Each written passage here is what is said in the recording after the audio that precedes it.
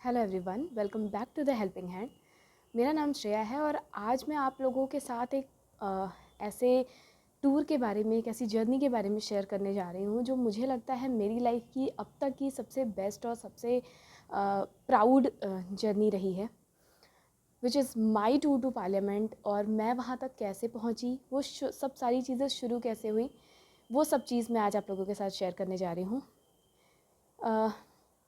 मैंने सोचा था कि मैं जब पार्लियामेंट जाऊंगी तो मैं वहाँ पर एक ब्लॉग बनाऊंगी, एक ब्लॉग शूट करूंगी जो शायद मेरे चैनल का फर्स्ट ब्लॉग होगा, क्योंकि मैं वो सारी चीज़ें, वो सारी मेमोरीज़ कैप्चर करना चाहती थी, आप लोगों के साथ सारी चीज़ें शेयर करना चाहती थी। लेकिन क्योंकि हम चीज़ों में इतना मिक्सअप हो जाते हैं और वहाँ जाने के बाद वहाँ का इन्वायरमेंट, वहाँ के वाइब्स इतनी ज़्यादा अलग थी कि मैं बहुत सारी चीज़ें शूट नहीं कर पाई थी। मैं बहुत सारे टाइम मेरे पास फ़ोन नहीं होता था, फ़ोन रूम में होता था या कुछ ना कुछ हम एक्स्ट्रा करते रहते थे, और पार्लियामेंट में तो हमें वैसे भी फ़ोन अलाउ नहीं था। तो मैं आज आप लोगों को वो सारी चीज़ें, अपने एक्सपीरियंस, जो भी चीज़ें मैंने वहाँ किया या जैसे भी मैं वहाँ पहुँची, जिनकी वजह से भी मैं वहाँ पहुँची, वो सारी चीज़ें मैं आज आप लोगों को इस वीडियो में बताने जा रही हूँ। इस वीडियो को आप लोगों तक पहुँचाने का एक जो मेरा मोटिव है वो ये भी है कि कभी भी हमें अपने सपनों को मारना नहीं चाहिए, जो मैं आप लोगों को समझाना चाहती हूँ। अक्सर ऐसा होता है कि हम किसी न किसी सर्कमस्टांसेस की वजह से या किसी डर की वजह से या किसी भी एक्स्ट्रा XYZ चीज़ों की वजह से हम अपने सपनों को छोड़ देते हैं, या बहुत सारे टाइम ऐसा होता है कि हमें जो स्टेज फियर होता है, एक जो फोबिया होता है कि हम वो चीज़ नहीं कर सकते, या अगर हमसे कोई गलती हो गई तो क्या होगा, या कोई भी चीज़ ऐसी, तो हम आगे नहीं बढ़ पाते। मुझे लगता है कि हमें कभी भी इस चीज़ों से नहीं डरना चाहिए कि कोई क्या कहेगा, या अगर हम उस चीज़ में फ़ेल हो गए तो क्या। बिकॉज फेल जो है फेल्योर जो है वो सक्सेस का अपोजिट नहीं है। It is a part of success, it is a part of life. जब तक हम फेल नहीं होते तब तक हम सीखते नहीं हैं। और मैं आप लोगों को बताऊंगी कि इस जर्नी में भी मैं एक जगह फेल हुई, जो मुझे कहीं ना कहीं बुरा लग रहा है जिसकी वजह से, लेकिन फिर भी मैंने इस जर्नी से जो कुछ भी सीखा मैं किसी चीज़ के साथ उसको कंपेयर नहीं कर सकती। तो शुरू करते हैं। मैं आप लोगों को एक ऑर्गेनाइजेशन के बारे में बताती हूँ। NYKS एक ऑर्गेनाइजेशन है, नेहरू युवा केंद्र संगठन। नेहरू युवा केंद्र संगठन एक ऑटोनॉमस ऑर्गेनाइजेशन है जो अप्रॉक्सीमेटली 1987-88 में स्टार्ट हुई। ये एक ऐसी ऑर्गेनाइजेशन है जो गवर्नमेंट ऑफ इंडिया के अंडर काम करती है, मिनिस्ट्री ऑफ यूथ अफेयर्स के अंडर काम करती है। ये बेसिकली जो भी रूरल एरियाज़ के यूथ हैं, जो युवा हैं, उनके लिए उन्हें इन्वॉल्व करके बहुत सारे ऐसे कॉम्पिटिशन्स ऑर्गेनाइज कराते हैं जो युवाओं का रोल फिक्स करे नेशन के बिल्डिंग में, नेशनल वाइज बिल्डिंग में।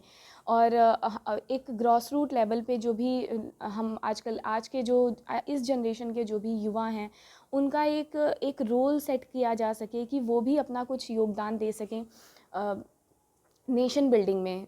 समाज के जो सोसाइटी जिनके आसपास वो रह रहे हैं, उनके उसके ग्रोथ में, उसके डेवलपमेंट में, साथ ही साथ पूरे कंप्लीट नेशन के डेवलपमेंट में उनकी भी कुछ सहभागिता रहे, इसके लिए NYKS काम करती है।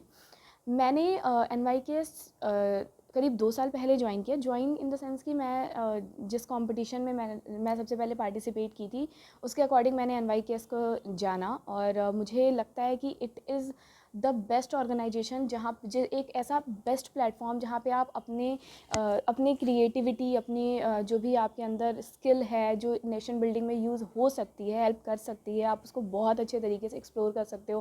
क्योंकि ब्लॉक लेवल पे, डिस्ट्रिक्ट लेवल पे, स्टेट लेवल पे, नेशनल लेवल पे, ये आपको कहीं पे भी हर लेवल पे मिल जाएगी ये ऑर्गेनाइजेशन। और हर एक डिस्ट्रिक्ट में एक डिस्ट्रिक्ट ऑफिसर होता है जो बहुत सारे वॉलंटियर्स को अपॉइंट करते हैं, और वॉलंटियर्स अलग अलग ब्लॉक पे, अलग अलग लेवल पे काम करते हैं। वो चीज़ें फाइंड आउट करने की कोशिश करते हैं जो जनरली हम में छुपी हुई होती है। जैसे मुझे बोलना बहुत पसंद है, और मैं लिखना तो बहुत अच्छा नहीं जानती, जिसकी वजह से जिसमें मेरी हेल्प मेरे भाई ने की। मैं बहुत ज़्यादा थैंकफुल हूँ उस चीज़ के लिए, क्योंकि जब अगर वो मेरी हेल्प नहीं करते तो मुझे नहीं लगता कि मैं पार्लियामेंट जाना तो मेरे लिए बहुत ही ज़्यादा बड़ी बात है। तो वो उस लेवल तक जाने के लिए मेरी हेल्प मेरे भैया ने की। बोलना मुझे अच्छा लगता है। मैं चाहती हूँ कि अपनी चीज़ों को मेरे साथ में, मेरे आसपास में जो लोग भी जुड़े हुए हैं, मैं उन्हें वो ये चीज़ सिखाऊं कि अपनी फीलिंग्स को, अपनी बातों को एक्सप्रेस करना बहुत ज़्यादा ज़रूरी है। आपके पास बहुत सारी नॉलेज है, आपके पास बहुत सारी स्किल्स हैं, बहुत कुछ आप जानते हो, लेकिन जब तक आप अपने इमोशंस को, जब तक आप अपनी नॉलेज को एक्सप्रेस करना नहीं जानोगे, जब तक आप उसे लोगों को समझाना नहीं जानोगे, तब तक वो किसी काम की नहीं है। तो बीइंग अ टीचर ऑल्सो मुझे लगता है कि एक्सप्रेस करना बहुत ज़रूरी है। सबको आना चाहिए एक्सप्रेस करना। तो मैं हमेशा अपने बच्चों को भी ये सिखाती हूँ कि किसी भी चीज़ से हेजिटेट करने की ज़रूरत नहीं है। हो सकता है आप स्टेज पे आपको आप एक बार डर जाओ, 2 बार डर जाओ, 3 बार डर जाओ, डजेंट मैटर, लेकिन चौथी बार, 5वीं बार आप ज़रूर वो चीज़ करोगे। तो धीरे धीरे जैसे जैसे आप लोगों के सामने जाना शुरू करोगे, धीरे धीरे जैसे जैसे आप ये काम करना शुरू करोगे, तो आपको समझ आने लगेगा कि हाँ, स्टेज फोबिया बहुत बड़ी चीज़ नहीं है। हम स्टेज फोबिया से ओवरकम कर सकते हैं, बहुत आसानी से कर सकते हैं। लास्ट मंथ 2 अक्टूबर को मैं गई थी पार्लियामेंट, और पार्लियामेंट जाने का जो प्रोसीजर था वो स्टार्ट हो गया था एक ब्लॉक लेवल की कंपटीशन से। यूथ पार्लियामेंट, एनवाईकेएस हर साल एक यूथ पार्लियामेंट कंपटीशन ऑर्गेनाइज़ करता है, जिसमें जो अलग अलग पूरे देश में जो भी जितने भी डिस्ट्रिक्ट्स हैं, सब में अलग अलग ब्लॉक्स पे ये कंपटीशन ऑर्गेनाइज़ होता है। ब्लॉक लेवल से अगर जो भी ब्लॉक लेवल में जिन्होंने भी पार्टिसिपेट किया है, उसमें से जिसकी भी रैंकिंग फर्स्ट आती है, वो डिस्ट्रिक्ट लेवल पे जाते हैं। डिस्ट्रिक्ट लेवल पे भी सेम कंपटीशन ऑर्गेनाइज होता है, जहाँ से फिर स्टेट लेवल, और स्टेट लेवल से नेशनल लेवल तक जो भी पार्टिसिपेंट्स होते हैं वो बढ़ते हैं। लास्ट ईयर मैंने इस कंपटीशन में पार्टिसिपेट किया था, और मैं अपने ब्लॉक पे फ़र्स्ट आई थी। ब्लॉक में फ़र्स्ट आने के बाद फिर मैंने डिस्ट्रिक्ट लेवल कंपटीशन दिया, जिसमें मैं फ़र्स्ट आई, और स्टेट लेवल कंपटीशन में मेरी 4th रैंक थी। मिनिस्ट्री ऑफ यूथ अफेयर्स, ये इन्होंने और पार्लियामेंट के जो भी ऑर्गेनाइजेशंस हैं, यहाँ पे एक थीम सोची गई थी, जिसमें इन लोगों ने सोचा था कि जो नेशनल लीडर्स हैं, उनकी जो भी बर्थ एनिवर्सरी या डेथ एनिवर्सरीज़ हैं, उस पर पार्लियामेंट हाउस में जो भी यूथ अलग अलग चीज़ों में पार्टिसिपेट कर रहे हैं, अलग अलग चीज़ों में अपनी क्रिएटिविटी दिखा रहे हैं, उन यूथ्स को वहाँ पर लेकर आना और उनके थ्रू होमेज देना, ये थोड़ा इंटरेस्टिंग चीज़ होगा और थोड़ी सी चेंज होगी, जिसकी वजह से हम यूथ जो हैं वो भी जान पाएंगे कि about our parliament, about our leaders, और बहुत सारी चीज़ें ऐसी हैं जो हम वहाँ पे पहुँच के, वहाँ समझ के जान सकते हैं। क्योंकि पार्लियामेंट या ये सारी चीज़ें ऐसी जगह है जहाँ पे कोई आम आदमी नहीं जा सकता। हमारे लिए तो ये बहुत ज़्यादा बड़ी चीज़ थी। तो उसकी वजह से 2 अक्टूबर को ये सबसे पहला राउंड था, जिसमें टॉप 35 पार्टिसिपेंट्स को, ऑल इंडिया से एनवाईकेएस के टॉप 35 पार्टिसिपेंट्स को चूज़ किया गया था। इसके अलावा और भी कुछ पार्टिसिपेंट्स थे जो अलग अलग ऑर्गेनाइजेशन से आए हुए थे। एनवाईकेएस के 35 पार्टिसिपेंट्स थे जो पूरे इंडिया से सेलेक्ट किए गए थे, और 2 अक्टूबर को हमें गांधी जयंती पे और लाल बहादुर शास्त्री जी की जयंती थी, जिसके अवसर पर हमें पार्लियामेंट से इनविटेशन आया था, और वहाँ पर हमें पार्लियामेंट को देखने का मौका मिला, समझने का मौका मिला, बहुत पास से सारी चीज़ें जानने का मौका मिला। और सच में मैं आप लोगों को बता रही हूँ, ये एक ऐसा एक्सपीरियंस था जो आई थिंक मैं लाइफ टाइम नहीं भूलूँगी, और मुझे लगता है कि जितने भी पार्टिसिपेंट्स वहाँ पर आए हुए थे, वो भी इस चीज़ को लाइफ टाइम नहीं भूलेंगे। जो 2 दिन की टोटल जर्नी थी वो बहुत ही ज़्यादा इम्पॉर्टेंट और साथ ही साथ इतनी ज़्यादा ओवरवेलमिंग थी।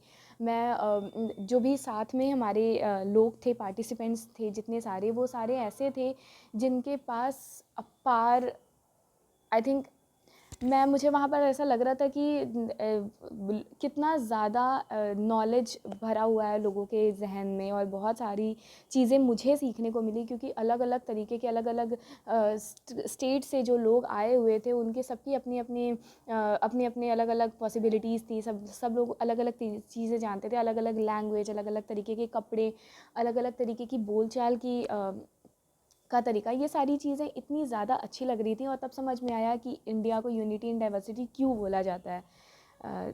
पार्लियामेंट जाना तो खास था ही, लेकिन साथ ही साथ एक दिन और जो हम लोग वेस्टर्न कोर्ट एनेक्सी में रुके हुए थे, उस दिन जितने सारे भी पार्टिसिपेंट्स मेरे साथ वहाँ पे थे, जो पूरे इंडिया से आए हुए थे, उन सबका साथ और उन सबके साथ जो चीज़ भी सीखने को मिली, जो भी बातें जानने को, समझने को मिली, वो बहुत ही ज़्यादा अच्छी थी, और मुझे लाइफ टाइम का एक एक्सपीरियंस है मेरे साथ, जो हमेशा मुझे लगता है मेरे जाने के बाद ही जाएगा। तो it was very very nice. मैं थैंक यू बोलना चाहूँगी हर उस इंसान को। बहुत सारे ऐसे लोग हैं जो थ्रू आउट मेरी जर्नी में मेरा साथ दिए थे और आगे भी दे रहे हैं, अभी भी वो मेरे साथ लगे हुए हैं। तो आई वुड लाइक टू से thank you from the bottom of my heart उन सभी लोगों का जिन्होंने अभी तक मेरा साथ दिया इस जर्नी में, और आगे भी जिनका साथ, जिनका आशीर्वाद मेरे साथ बना रहेगा।